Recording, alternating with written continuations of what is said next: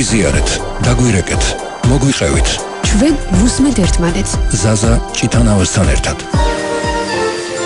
ვუსმენთ ერთმანეთს. საქართველოს მინისტრთა განახლებული კაბინეტი ყავს, სწორედ ამ თემაზე ვისაუბროთ დღეს გადაცემაში ვუსმენთ ერთმანეთს ინტერაქტივის კითხვა გვაქვს შემდეგი, როგორ აფასებთ განახლებულ მინისტრთა კაბინეტს 292-11-88 ან 292-11-99 ამ ნომრებზე შეგიძლიათ დარეკოთ და გამოთქვათ თქვენი აზრი, თქვენი პოზიცია ამ თემაზე. ძალიან საინტერესოა და მნიშვნელოვანი ჩვენთვის, გარდა იმისა, რომ შეგიძლიათ დარეკოთ პირდაპირ ეთერში ტელეფონის ნომრებზე, ასევე შეგიძლიათ გამოაგზავნოთ მოკლე ტექსტური შეტყობინება ნომერზე 917778, გზავნილის ღირებულება თქვენი მობილური ოპერატორის სტანდარტულ ფასს შეესაბამება. როგორც უკვე მოგეხსენებათ, პრემიერ-მინისტრმა მინისტრთა კაბინეტის განახლებული შემადგენლობა წარადგინა, მთავრობაში 3 ახალი მინისტრია, განათლებისა და მეცნიერების მინისტრის პოსტზე მიხეილ ბატიაშვილია წარდგენილი, ფინანსთა მინისტრის პოსტზე ივანე მაჭავარიანი, ეკონომიკის ministris პოსტზე გიორგი ქობულია, რაც შეეხება სხვა სამინისტროების ხელმძღვანელებს, პოსტებს მოქმედი მინისტრები ინერჩუნებენ, შესაბამისად თანამდებობაზე რჩებიან საგარეო საქმეთა მინისტრი დავით ზალკანიანი, გარემოს სტატუსსა და სოფლის მეურნეობის მინისტრი ლევან დავითაშვილი, შინაგან საქმეთა მინისტრი გიორგი გახარია, თავდაცვის მინისტრი ლევან იზორია, ჯანდაცვის მინისტრი დავით სერგეენკო, რეგიონული განვითარებისა და ინფრასტრუქტურის მინისტრი მაია ცხეთიშვილი, იუსტიციის მინისტრი თია წულუკიანი, ასევე პოსტი შეინარჩუნა შენიგებისა და სამოქალაქო თანასწორობის საკითხებში სახელმწიფო მინისტრმა ქეთევან ციხელაშვილმა. შეგახსენებთ, რომ მთავრობაში საკადროს გარდა სტრუქტურული ცვლილებები განხორციელდა, რის შესაბამისადაც აღმასრულებელ ხელისუფლებაში სულ 10 მინისტრი და 1 სახელმწიფო მინისტრია. 292-11-88 292-11-99 ამ ნომრებზე ველოდებით თქვენს ზარებს. პირველი მსმენელი უკვე ხაზია. საღამოშვიდობისა, გისმენთ და გთხოვთ მოკლედ ჩამოაყალიბოთ თქვენი აზრი. გისმენთ. ალო. გისმენთ. საღამოშვიდობისა. თუ მართლით რომ აზრი კლიანად გამოვთქვა. ჩვენ სულ გაძლევთ ხოლმე აზრის გამოთქმის საშუალებას, უბრალოდ ეცადეთ მოკლედ ისაუბროთ. აი ნატოში რაზე არ მიგვიგენ, ვითომ დემოკრატიული ქვეყანა ვართ. არ ვართ ჩვენ დემოკრატიული ქვეყანა. 96 წლის შემდეგ ვევზით ნატო. რატო იცით? რატო არ ვღებულობენ? ჩვენთან არა ხალხის აზრის გაზიარება თუ არა სხვები უცები იყენ, არ მიუღია და დემოკრატია ჩვენთან არსებობს მხოლოდ ქაღალდზე დაწერილი. არ არის დემოკრატია. ჩვენ ვართ ყველაზე ღარიბი სახელმწიფო. და იმიტომ არ ღებულობს და თავრობას გონია, რომ სულ ყველა ჩვენ სულელები ვარ და აზროვნება არ გვაქვს. აი ჩვენ არ იზიარებს თავრობა. აი იმიტომ ნატოში არ ღებულობენ. ერთი ეს, მერე თავრობის შეცდაო რა აზრის ხარო 94% ცხოვრობდა ხალხის საზოგადოებრივი აზრი ეს იყო, რომ წულუკიანის გამოცდილება და ესე იგი შეუცვლელი ყოფილა და დაუღუბულ ვარ ჩვენ საქართველოში. აი ასეა ჩვენი მდგომარეობა და იმიტომ ჩვენ გვაქვს კიდო აზროვნების უნარი. გასაგებია. დიდი მადლობა ზარისთვის, თქვენი აზრის დაფიქსირებისთვის. სანამ დაგვირეკავს მორიგი მსმენელი ნომერზე 292-11-88 ან 292-11-99 სატელეფონო დიალოგ შემოგთავაზებთ პოლიტოლოგს ბატონ ვახტანგ ჭარაიას გავესაუბრებით მოგვიანებით გადაცემის მეორე ნაწილში, ხოლო პირველ ნაწილში ჩვენ ბატონ იგორ კვესელოვასთან ერთად პოლიტოლოგთან ერთად შევაფასებთ მთავრობის განახლებულ შემადგენლობას. საღამოშვიდობისა ბატონო იგორ. საღამოშვიდობის. დიდი მადლობა რომ იმისთვის რომ გამონახეთ დრო და გვერდთხოვით პირდაპირ ეთერში. ბატონო იგორ, თქვენი შეფასება როგორია? პირველი აგერ ზარი იყო მსმენელის მხრიდან და პირველი რაზეც გააკეთა აქცენტი ის რომ წულუკიანი ისევ დარჩა ამ შემადგენლობაში და მე მასოს ჩვენ ადრე საუბრობდით პირდაპირ ეთერში დაახლოებით როდესაც ეს თემა ახალი წამოწყებული იყო, თქვენი პოზიცია იყო შემდეგი რომ ახალბედა მინისტრებთან ერთად უნდა ყოფილიყვნენ გამოცდილებიც. ჩვენ ახლა ვნახეთ რომ სახეზეა 3 ახალი მინისტრი, დანარჩენები უკვე გამოცდილები არიან. ესეთი შემადგენლობა, ესეთი კვოტა თქვენი შეფასებით რამდენად მისაღებია და სწორი იმისთვის რომ მთავრობის მინისტრთა კაბინეტმა ასე ვთქვათ ეფექტიანად იმუშაოს. მე არაერთხელ გამომითქვამს ადრეც შეხედულება იმის შესახებ რომ საქართველოში საჭირო არის შემცირებული მთავრობა მინისტრები მყავს შეხედულებაში და დაახლოებით 11-9 აი ამ დონეზე და აბსოლუტურად სწორად მიმაჩნია პრემიერ-მინისტრის ახალი პრემიერ-მინისტრის მამუკა ბაღდაძის გადაწყვეტილება იმის შესახებ, რომ მოხდეს საქართველოში გაერთიანება მთელი რიგი სამინისტროებისა და აბსოლუტურად თანხმოვანია მოსაძრებას. მეორე საქმე იმაშია, რომ ბატონ მამუკას ხედულობაში აქვს ათო ის, რომ მცირე მთავრობის თეორია არსებობს, ყველა შორის ეს სხვა ქვეყნებში, ევროპის ქვეყნებში არის, მაგრამ მაგ თავარი ის არის, რომ მცირე მთავრობის ერთი მხრივ ეს არის, მაგრამ აქ ლაპარაკი არის ეფექტიან მთავრობაზე.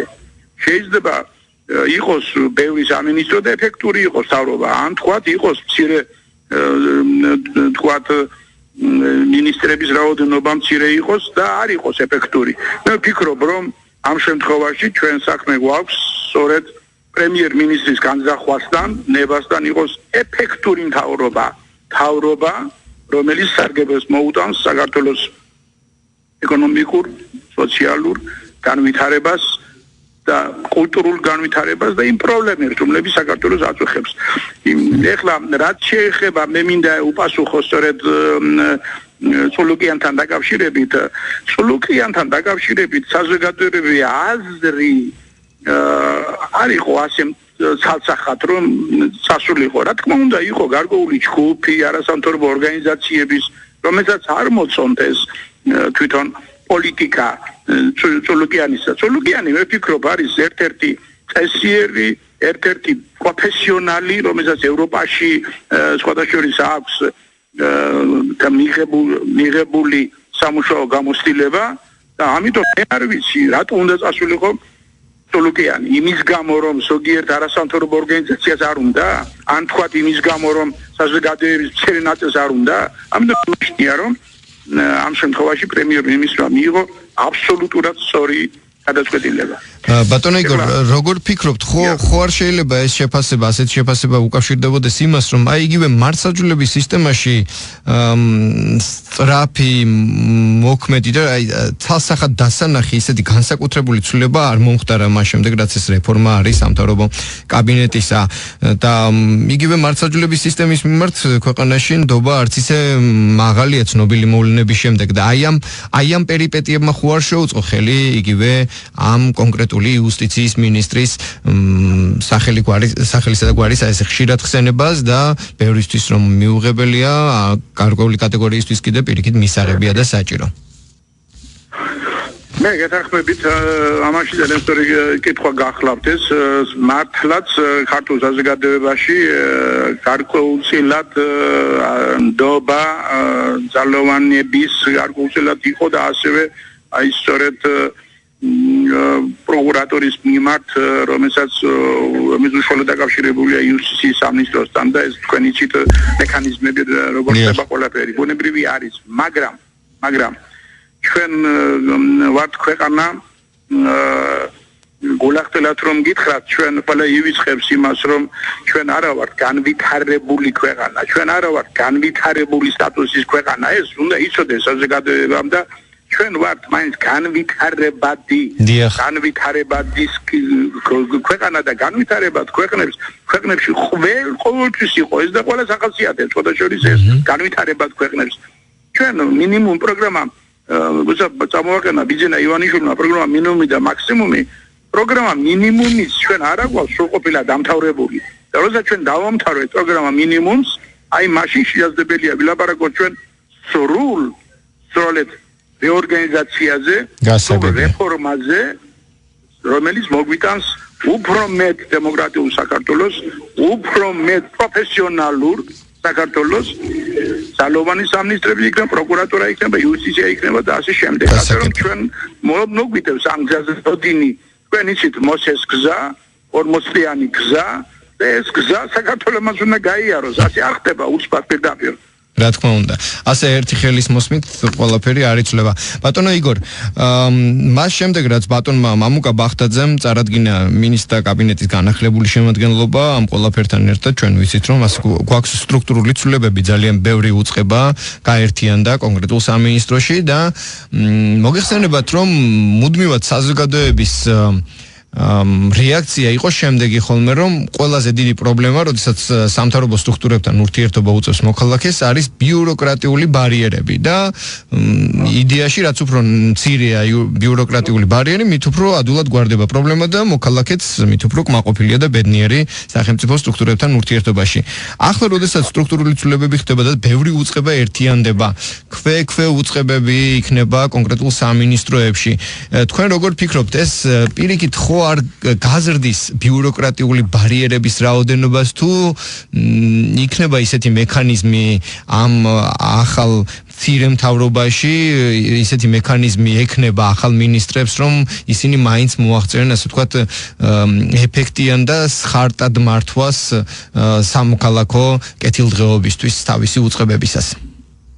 მე მაგალითად მიმაჩნია რომ როცა ჩვენ ლაპარაკობთ გაერთიანებაზე სამინისტროების ეს გვინდა თუ არ გვინდა ჩვენ მაინც გამოიწევს გარკვეული კადრების გადაადგილებას და ეს აშკარა არის და ვერ ითქვის ახლა რომ იმ სამინისტროებში არსებული კადრები რომლებიც იყვნენ ყველანი დარჩება ამ სამინისტროში ეს შეუძლებელი იქნება ამის გაკეთება შეუძლებელია მაგრამ მე რა მინდა ვთქვა რომ როდესაც ერთიანდება და ეს პრაქტიკა არის სხვა ქვეყნებში ახლა საქართველოს არ არის ერთადერთი ქვეყანა როცა ასეთი გაერთიანებები ხდება მე ვფიქრობ რომ მაგალითად განათლების და მეცნიერების და კულტურის და შემდეგ სამინისტრო არა აი აქ ბუნებრივია თავისი მას ეყოლება თავისი სამმართველები, მოადგილეების, ალბათ მინისტრის მოადგილეების, რომლებიც პასუხისმგებელი იქნებიან თავის დარგის განვითარებაზე.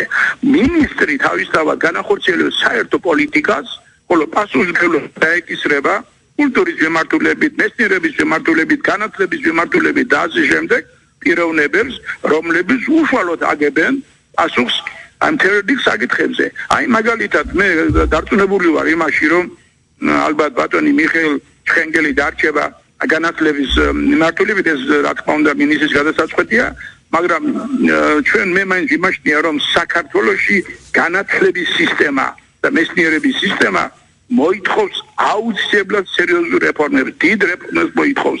ის სისტემა განათლებისა რომელიც ჩვენ გვაქვს ახლა, თუ გინდა ეროვნული გამოცდებთან დაკავშირებით, თუ გინდა ავტორიზაციასთან დაკავშირებით, თუ გინდა აკრედიტაციასთან დაკავშირებით, ეს არის შესაძლებელი და ახლებურად არის წარმოსაჩენი და მე დარწმუნებული ვარ რომ მიხეილ ბატიაშვილი რომელსაც აქვს სერიოზული გამოცდილება სხვადასხვა მიმართულებით და მათ შორის სამეცნიერო და სასწავლო მიმართულებით, აი ახალ სწორედ მიდგომებს ჩამოაყალიბებს და გუნდს შექმნის, აქ თავარია გუნდი შეიქმნას.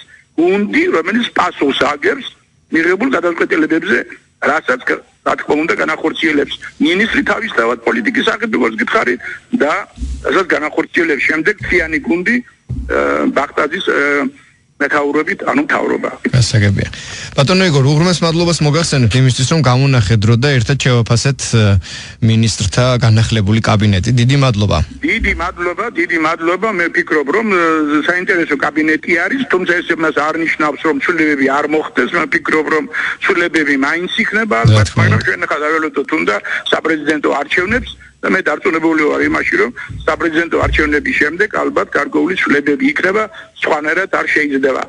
ალბათ ახალი პრემიერ-მინისტრი უფრო ღრმად, უფრო სივცით კი არა, უფრო სიღრმით ჩაატარებს იმ რეფორმებს, რომელიც აუცილებლად გასატარებელია საქართველოში. სხვადასხვა მიმართულებით.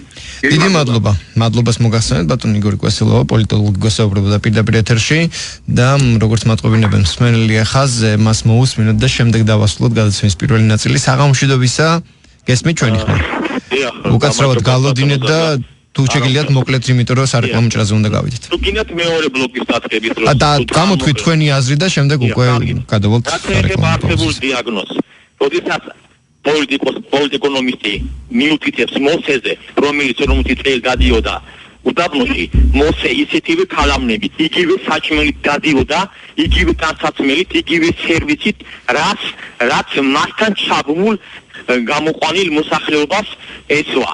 მოსე ჯიპებით არ გადიოდა, არც შემთხვევა მოხალხურჭამდა, არც მობილური ქონდა, არც კომპიუტერი, არც ვაიპერი და არც ეს რაღაცა. მოსე სხვა საუკუნეში იყო, ჩვენ სხვა საუკუნეში ვართ, ის მოსეს თქენ მიგვითითებს და მოსეზე კრიმინალურად ცხოვრობს კონფორმში, ის ვერც 40 წელიწადში მოიწევს ჩვენთვის სასიკეთოს და ვერც 140 წელიწადში, ასე რომ შარლატანი პოლიტიკოსები როცა მოსეს მოიხსენიებენ, უმჯობესია ნახონ მოსე როგორ იქცეოდა თავის ხალხთან ერთად. ბატონო ჩემო, თუ შეიძლება ცოტა კორექტულად, ამ შემთხვევაში პოლიტოლოგი, როდესაც საუბრობდა მოსეზე, გულისხმობდა იმაზე, რომ ყველაფერი ჩქარა და ერთი ხელის მოსმით არ კეთდებოდა და ეს იყო ექსპერტული შეფასება, ასე რომ გაითვალისწინეთ. ბატონო ზადა, თუ ჩქარა არ კეთდება და ქვეყანა ჩამორჩენილია ეკონომიკურად, მაშინ 21 საუკუნის თანამედროვე მანქანებში და მობილურებით ხელისუფლება არ უნდა იყოს, იმიტომ რომ უნდა განვითარდეს მაგდონეზე. რაც შეეხება მინისტრთა კაბინეტს, ორ ნაწილად გავყოფ. ეს არის გადაგირთული Windows Vista. გაახლებული კომპონენტებით, რომელიც არ იქნება იმ შედგის მომცემი, რომელიც არის Windows 7. იმიტომ რომ ჩვენ ნახეთ ფინანსთა მინისტრი ვინ არის, ჯეუსელიდან წასული მართველი, რომელმაც ასტრონომიული ხელფასობის გამო ჯეუსელის დააქცია და მიიყვანა გაყიდვამდე და შეისყიდა ცირკნეტმა. სხვა დანარჩენები ვინმე რომელიმე კონკრეტული კომპანიებისგან დასახელებისგან თავი შეიკავეთ ძალიან თოთ პირდაპირ ეთერში არის და კორექტულად. ჩვენ ვიცოდით რომ საზოგადოებრივი უნდა მოიყვანოთ, მაგრამ ის საზოგადოებრივი აღმოჩნდა რუსეთი. რუსეთიდან ფინანსთა მინისტრი, რუსეთიდან შინაგან საქმეთა მინისტრი, რუსეთის აქვია ოპერის მმართველი, მაჭოვარიანი, სულ ყველა რუსეთიდან მოდის. რაც შეეხება ეხლა ქალებს, აი ქალები დაიწოვეს როგორც საპარლამენტო გენდერული უმცირესობა, ანუ სამინისტრო აქსესუარი. გასაგებია. ანუ გვინის კურდები. თქვენი აზრი გასაგებია, კიდევ ერთხელ დიდი მადლობა, სარეკლამო ჭრაზე უნდა გავიდეთ და კიდევ ერთხელ მოგიწოდებთ მეტი კორექტულობისკენ. პირდაპირ ეთერში საუბრისას უღრმესი მადლობა იმისთვის რომ დარეკეთ პირდაპირ ეთერში გამოთქვით თქვენი აზრი, ველოდებით ზარებს ნომრებზე 292 11 88 292 11 89 რამდენიმე წუთიანი სარეკლამო პაუზა და კვლავ განვაგრძობთ შემდეგ პირდაპირ ეთერში დიალოგს თემაზე მინისტრთა განახლებული კაბინეტი. გაგვიზიარეთ, დაგვირეკეთ, მოგვიყევით 292 11 88 292 11 99. უსმენთ ერთმანეთს. კვლავ პირდაპირ ეთერში გადაცემა უსმენთ ერთმანეთს. ჩვენ დღევანდელი სასაუბრო თემა მინისტრთა განახლებული კაბინეტი. ინტერაქტივის კითხვები კი შემდეგი, როგორ აფასებთ მინისტრთა განახლებულ კაბინეტს? შეგიძლიათ დარეკოთ ნომრებზე 292 11 88 292 11 89 და გამოთქვათ ამ თემაზე თქვენი აზრი და ასე რომ დაგვირეკავთ კიდევ ერთ სატელეფონო დიალოგ შემოგთავაზეთ თბილისის სახელმწიფო უნივერსიტეტის ანალიზისა და პროგნოზირების ცენტრის დირექტორს ბატონ ვახტანგ ჯერაიას გავესაუბრებით, რომელიც უკვე ხაზზეა. საღამოშიდობისა ბატონ ვახტანგ. მოგესალმებით. დიდი მადლობა რომ გამონახეთ დრო და გვერდით პირდაპირ ეთერში. ბატონო ვახტანგ, ჩვენ ვიცით რომ ყავს მინისტრთა კაბინეტში უკვე 3 ახალი სახე. 3-დან 2 ეკონომიკურ ბლოკს უხელმძღვანელებს ფინანსთა მინისტრი და ეკონომიკის მინისტრი. ეს ადამიანები, რომლებმაც ჩაიბარეს ეს პოსტები, ახალი სახეები არიან მინისტრთა ახალ კაბინეტში, ახალი პრემიერ-მინისტრის ხელმძღვანელობით. როგორ აფასებთ აი ამ მიმართულებით უკვე პრემიერ-მინისტრის გაჟღერებულ იდეებს და ზოგადად იცნობ თუ არა ახალ სახეებს და ეკონომიკური თვალსაზრისით როგორ შეფასებას მისცემთ? კი ბატონო, მე არ მინდა რომ ჩემი შეფასება ისე ვთქვათ, რაღაც პიროვნულ დონეზე დავიდეს, პროფესიულად რომ შევაფასოთ. ამ ადამიანებს ნამდვილად აქვს კომპეტენცია და გამოცდილება ეკონომიკის მიმართულებით, შეუძლიათ თავისუფლად კარგი ინიციატივები წამოიწყონ, კარგი პროექტები დაიწყონ და კარგ შედეგებზე გავიდნენ, თუმცა ამას ყველაფერს სჭირდება, რა თქმა უნდა, ერთი მხრივ პოლიტიკური ნება, მეორე მხრივ მათი იდეებისთვის ღია სივრცე, რომ არ შეუშალონ ხელი, ესე ვთქვათ, მათ ინიციატივებს არავინ და გარდა ამისა აღსანიშნავია, რომ იქ სადაც ჩვენ საუბრობთ ეკონომიკაზე, ზოგადად აუცილებლად გასათვალისწინებელია მაგალითისთვის საბანკო სექტორის ინტერესების გავლენა რამდენად იქნება მოცემულ მინისტრებზე. როგორც ვიცით, ერთ-ერთ ესე ვთქვათ მინისტრობის კანდიდატს ჯერჯერობით აქვს საკმაოდ დიდი გამოცდილება საფინანსო სექტორში, იყო ერთ-ერთი კომერციული ბანკის ხელმძღვანელი.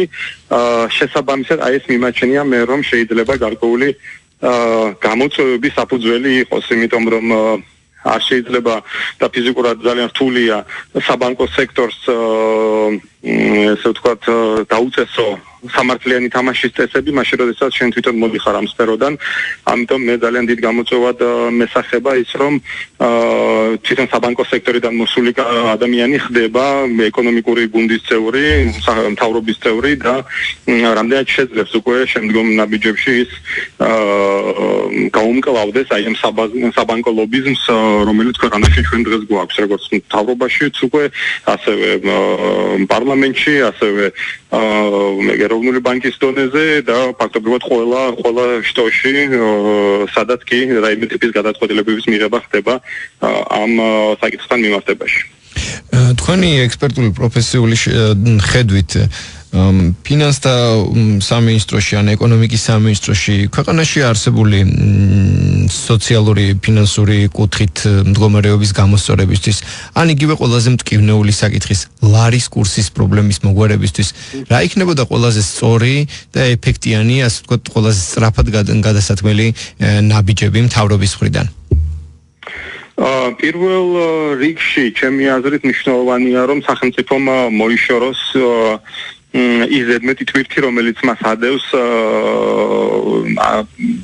უსაქმური, შეიძლება ასეც თქვას და არაფრის ესე ვთქვათ რეალური საქმის აღმაკეთებელი სვიპების და აიპების სახით, რადგან ფინანსთა უკვე პრემიერ-მინისტრმა განაცხადა, რომ ამას აპირებს. ძალიან ბევრი სვიპი და აიპი გვაქვს, რომელიც რეალურად უფუნქციოა, ან სადაც გაბერილია შტატები, ან რომელიც არის ზარალიანი და უბრალოდ ვინახავთ მათ.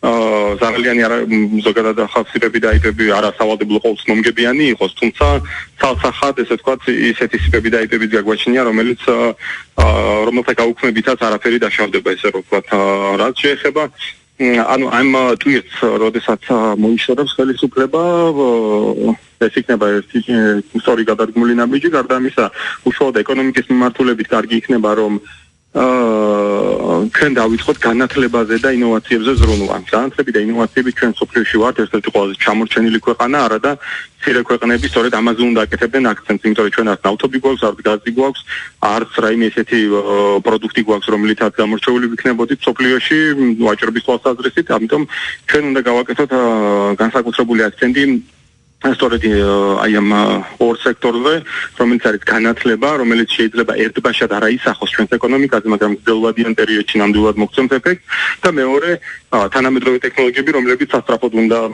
ესე ვთქვათ, ამ მიმართულებით სასწრაფოდ უნდა იყოს გადადგმული ნაბიჯები, რომ როგორც მოკლევადიან, ასევე გრძელვადიან დროში მოგცეს შესაბამისი ეფექტები. რაც შეეხება ეს, რაც უნდა გადაიდგეს, მაგრამ ეს ნაბიჯები სავალდებულო ნაბიჯები, ესე ვთქვათ, რომელიც უნდა გადაიდგეს, არის აგრეთვე პრობლემური მიმართულებებიც, რომელიც ჩვენს ეკონომიკაში გაგვაჩნია, რომელიც არის გასადლევი. ერთი ეს არის საბანკო სექტორის გავლენები ჩვენს ეკონომიკაში.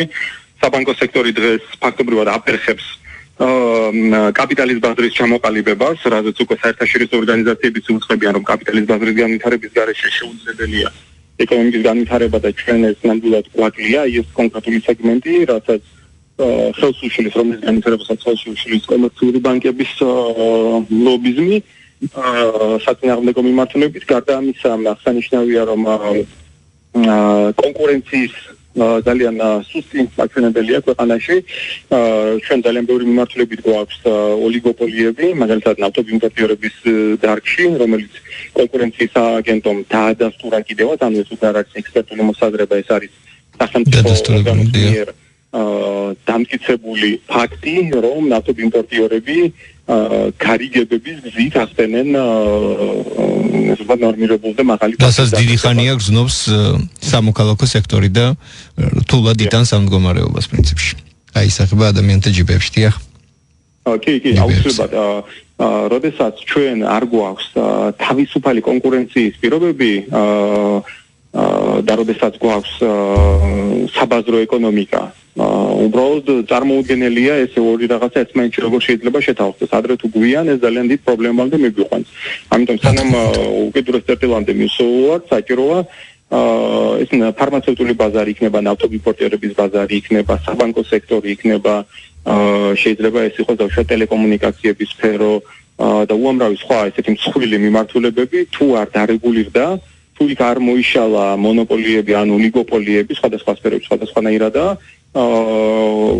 უბრალოდ ეკონომიკას გაუჭირდება შემდგომი განვითარება. ამიტომ აი ეს არის ძალიან დიდი გამოწვევა, რომელსაც უნდა ებრძოლოს შეიძლება ებრძოლოს თვად არასწორი გამოთქმა არ იყოს, რომელთა ესე ვთქვათ დაძლევისკენ უნდა იყოს ორიენტირებული სახელმწიფო სხვადასხვა ორგანიზაციები. შესაბამისად, აი ამას ვიტყოდი მე, რომ არის უპირველესად მნიშვნელოვანი, რომ გადაიდგას მთავრობის მხრიდან და თუ აი ამ რაღაც ფუნდამენტზე ჩვენ ვიქნებით, თუ ეს ყველაფერი განხორციელდა, შემდგომი ნაბიჯები უკვე ბევრად მარტივად გადასარგმნილი და ბევრად მეტი ეფექტის მომტანი იქნება, ვიდრე რომ ის დღეს გავაკეთოთ. აი მაგალითისთვის გეტყვით, რომ პირობითად სკოლის მოსწავლე რომ გაუშვათ საუკეთესო მსოფლიო დონის უნივერსიტეტში, მისი ცოდნა ერთბაშად ვერ ამაღლდება იმ უნივერსიტეტის საშუალო სტუდენტის დონემდე, იმიტომ რომ მას შეიძლება საფეხურების გავლა, რომელიც მას მისცემს საშუალებას შემდგომ უკვე აითვისოს ის დონეც, რომელიც არის იმ უმაღლეს სასწავლებელში, იგივე ეკონომიკაში.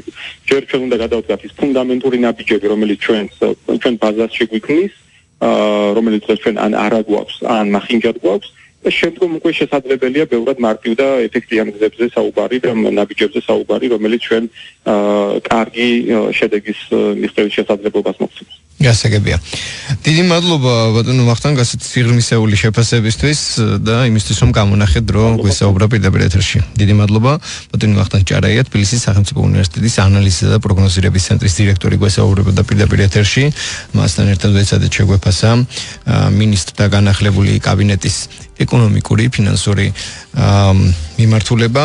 კიდევ ერთხელ შეგახსენებთ, რომ პრემიერ-მინისტრმა დღეს კაბინეტის განახლებული შემადგენლობა წარადგინა. მთავრობაში 3 ახალი მინისტრია, განათლების და მეცნიერების მინისტრის პოსტზე წარდგენილია მიხეილ ბატიაშვილი, ფინანსთა მინისტრის პოსტზე ივანე მაჭავარიანი, ეკონომიკის მინისტრის პოსტზე გიორგი ქობულია. რაც შეეხება სხვა სამინისტროების ხელმძღვანელებს, პოსტებს ინარჩუნებენ უკვე მოქმედი მინისტრები. შესაბამისად, კიდევ ერთხელ შეგახსენებთ, თანამდებობაზე რჩებიან საგარეო საქმეთა მინისტრი დავით ზალკანიანი, გარემოს დაცვისა და სოფლის მეურნეობის მინისტრი ლევან დავითაშვილი, შინაგან საქმეთა მინისტრი გიორგი გახარია, თავდაცვის მინისტრი ლევან იზორია და ჯანდაცვის მინისტრი დავით სერგეენკო, რეგიონული განვითარებისა და ინფრასტრუქტურის მინისტრი მაია ცკიტიშვილი, იუსტიციის მინისტრი თეა წულუკიანი. ასევე პოსტი შეინარჩუნა შერიგებისა და სამოქალაქო თანასწორობის საკითხებში სახელმწიფო მინისტრმა ქეთევან ციხელაშვილმა. ჩვენ დღევანდელი გადაცემისთვის გამოყოფილი დრო უკვე ამოიწურა და ვიდრე ერთმანეთს დამშვიდობებით შეგახსენებთ, რომ რადიო იმედი და სოციალური ვებ პლატფორმა ვიხელბ.g ერთობლის საქონმოქმედო კამპანიას ვახორციელებთ და ასე ვცდილობთ დავეხმაროთ მათ, ვისაც ყველაზე მეტად ჭირდება. ამ კვირაში ჩვენ 32 წლის თამუნა დუნდუას ვეხმარებით, მას ავთვისებიანი სიმსივნე აქვს და მკურნალობა სჭირდება, რაც 3980 ლარი ღირს. დამატებითი ინფორმაციისთვის შეგიძლიათ დარეკოთ ნომრებზე 0917108082 ზარისღირებულება 1 ლარია, ან ეწვიოთ ვებგვერდს ვიხელბ.g, მიიღოთ მეტი ინფორმაცია ამ მიმართულებით და დაეხმაროთ დღევანდელ ბენეფიციარს. დიდი მადლობა იმისთვის, რომ უსმენდით ერთმანეთს ამ სეზონზე, ამ ზაფხულს. ეს იყო ჩვენი ბოლო გადაცემა. მე ყოველ შემთხვევაში გემშვიდობებით უკვე სექტემბრამდე, განახლებულ სეზონამდე. ხვალ კი გადაცემას უსმენთ ერთმანეთს. ჩემი კოლეგა ნინო მეუნარგია წარუძღვება. მოკლედ შემოდგომას შეხვედრამდე ძვირფასო მეგობრებო, დიდი მადლობა იმისთვის, რომ უსმენთ ერთმანეთს. დროებით. გაგვიზიარეთ, დაგვირეკეთ, მოგვიყევით. ჩვენ ვუსმენთ ერთმანეთს. ზაზა ჭიტანავასთან ერთად. უსმენთ ერთმანეთს.